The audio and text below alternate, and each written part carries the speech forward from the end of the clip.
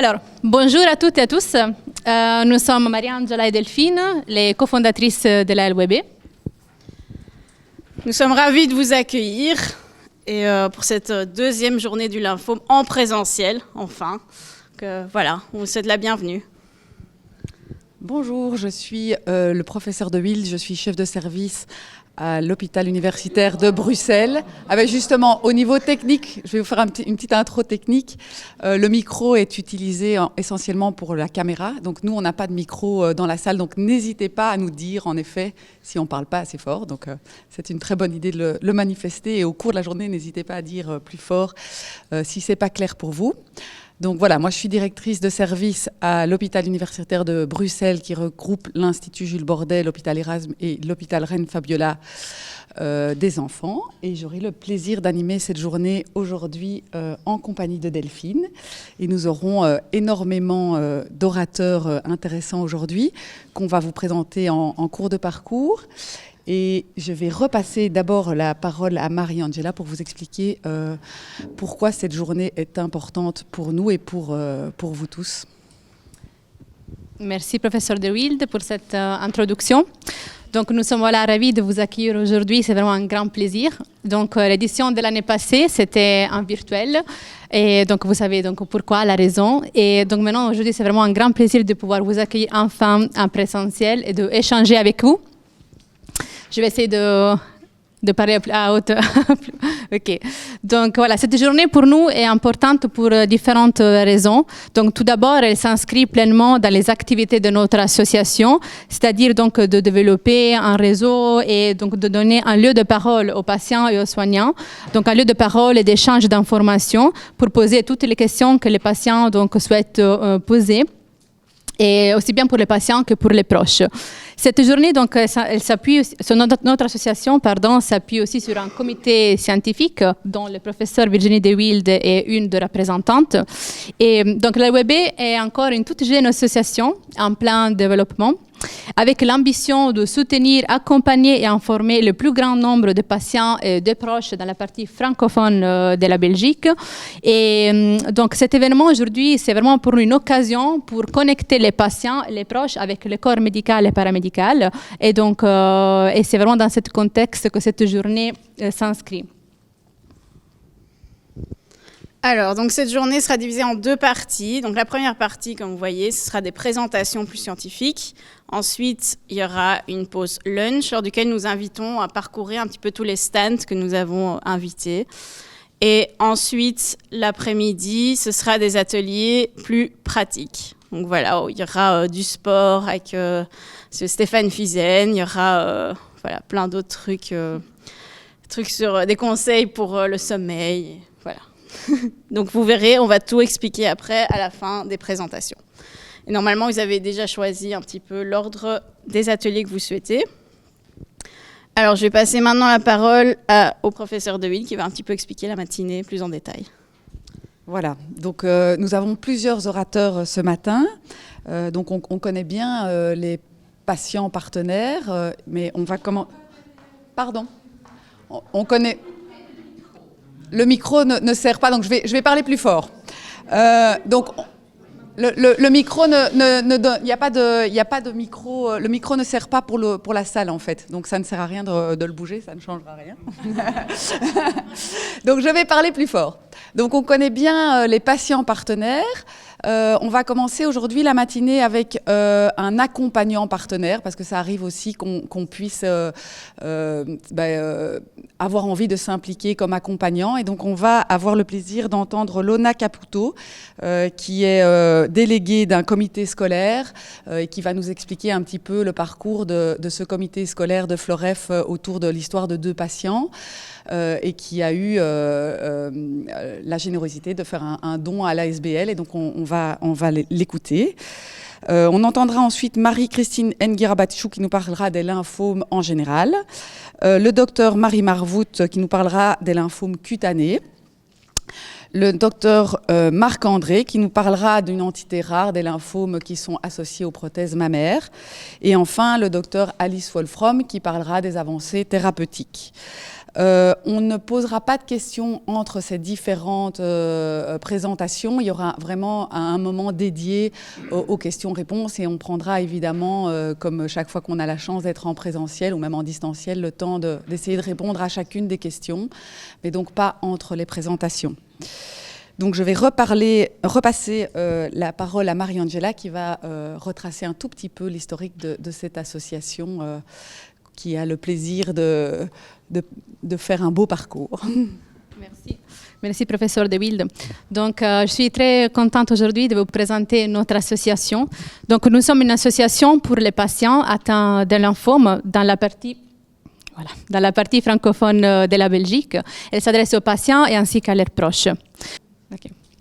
Donc, comment notre association est née? Donc, le projet a commencé en 2019 lors de la première journée francophone des patients atteints de lymphome à laquelle j'ai eu le plaisir de participer.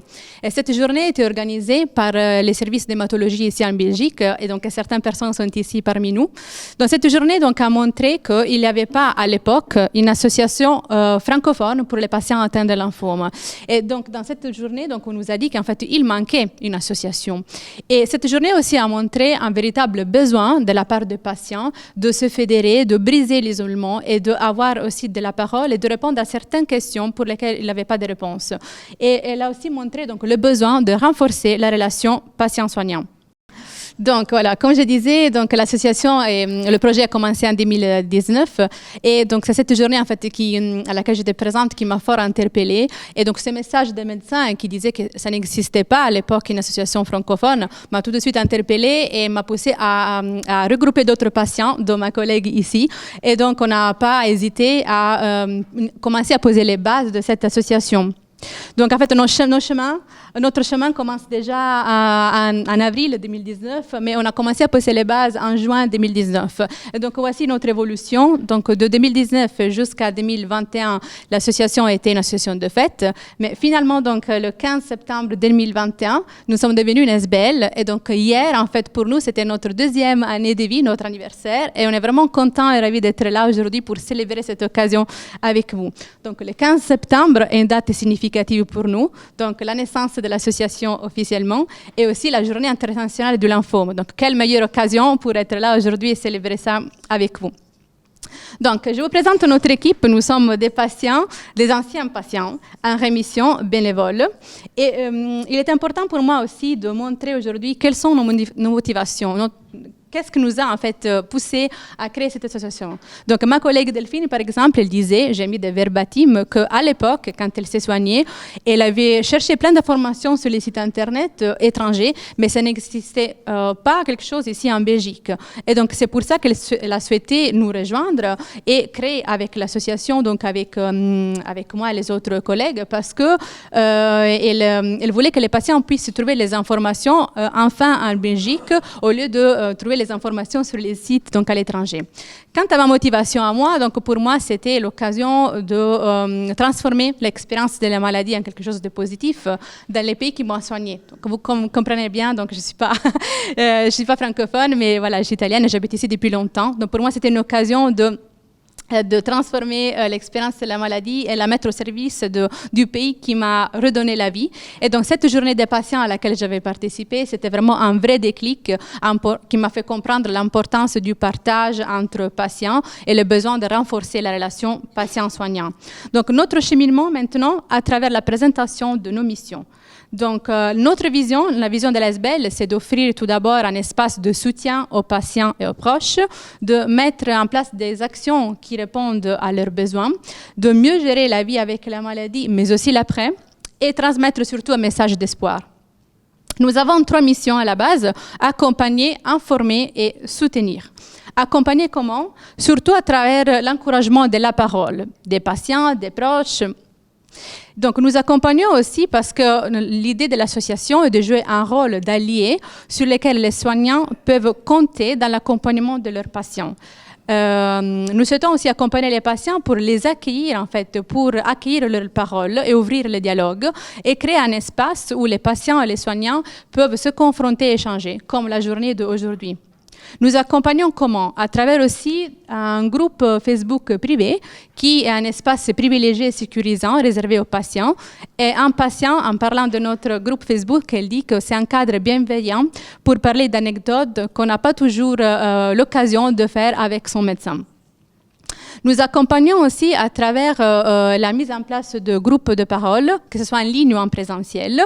Pourquoi? Pour libérer la parole autour de lymphome, pour échanger autour du vécu et du ressenti du patient, parce qu'il est important, parce que le patient a un savoir expérientiel, donc qui va aussi être mis en valeur, briser l'isolement et fédérer les patients ainsi que leurs proches.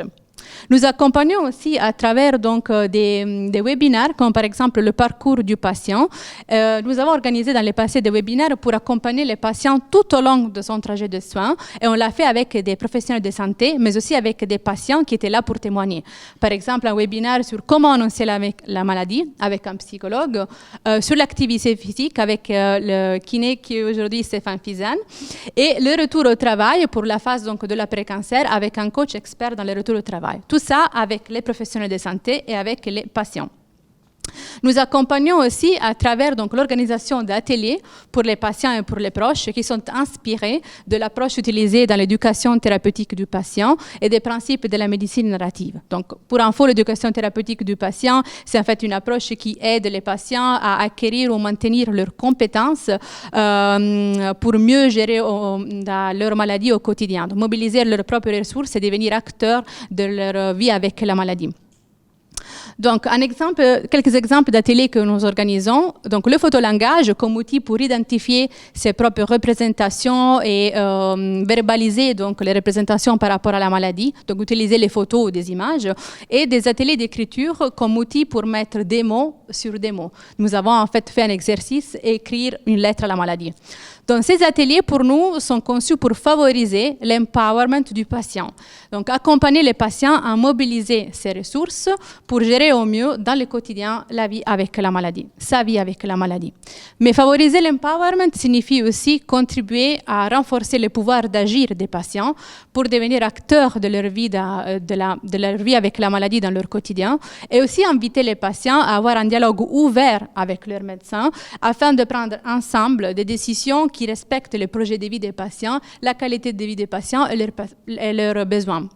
Et c'est pour ça que pour nous, donc, il est important aussi de porter avec notre association le concept du partenariat patient, qu'on ne va pas développer aujourd'hui, on l'a développé déjà l'année passée, mais brièvement, donc, le partenariat patient, l'idée, c'est en fait une démarche collaborative qui amène les patients et les soignants à vraiment collaborer ou s'ouvrir au dialogue et à mettre en valeur deux savoirs.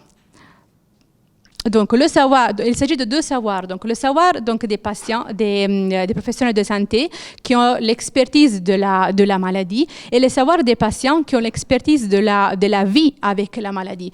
Donc, le partenariat patient, pour nous, c'est vraiment de mettre en valeur ces deux savoirs tout à fait complémentaires, pas du tout opposés, mais c'est qu'ensemble, en fait, patients et soignants et proches peuvent vraiment collaborer et décider ensemble leur trajet de soins en fonction des besoins des patients, en respectant leur qualité de vie. Donc, il est important pour LWB, les professionnels de santé, de travailler en partenariat pour soutenir au mieux le patient, renforcer la relation patient-soignant, mais aussi de placer l'humain au cœur de la relation patient-soignant.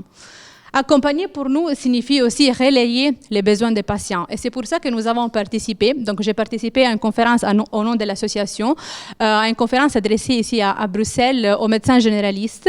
L'idée était de, en fait, pouvoir relayer aux médecins généralistes de la partie francophone de la Belgique les besoins et les attentes des patients quand ils sont en traitement, quand ils sont dans la phase de rémission et aussi lors de l'annonce du diagnostic. Donc, il était important, en fait, aussi que les médecins généralistes soient aussi au courant en fait, des besoins des patients. Et c'est pour ça que nous, en tant qu'association de patients, on a aussi ce rôle de relais entre les besoins des patients et aussi donc, leurs attentes.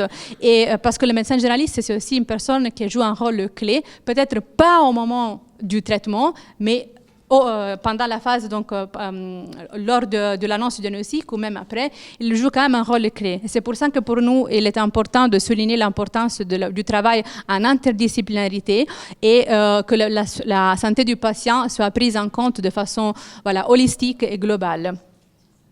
Accompagner les patients signifie aussi répondre aux besoins des patients en co-construisant ensemble.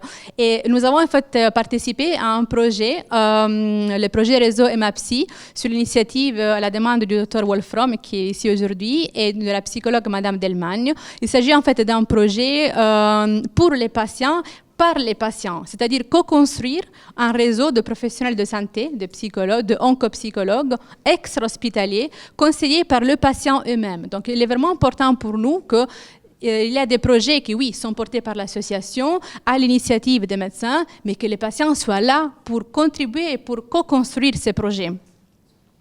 Nous avons aussi d'autres missions, comme expliqué au début, informer et soutenir. Donc, informer sur la maladie et ses traitements et soutenir la recherche et mettre en valeur ses avancements.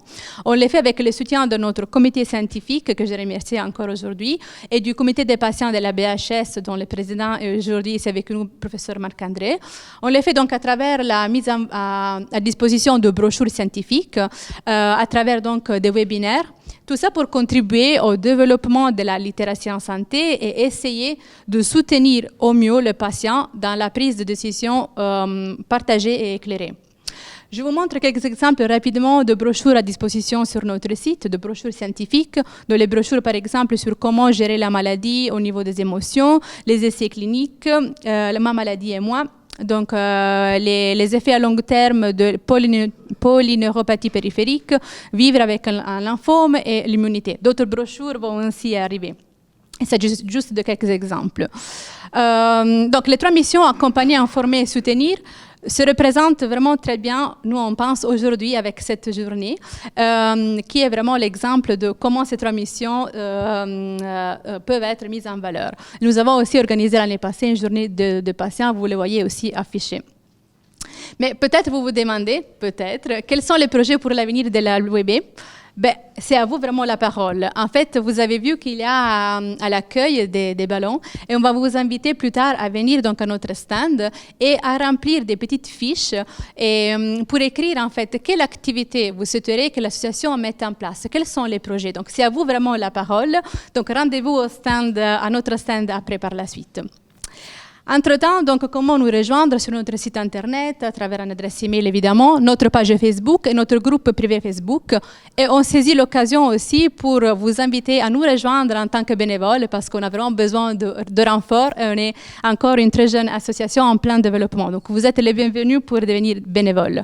Voilà, je vous souhaite une bonne continuation, toujours unis face au lymphome et merci pour votre attention.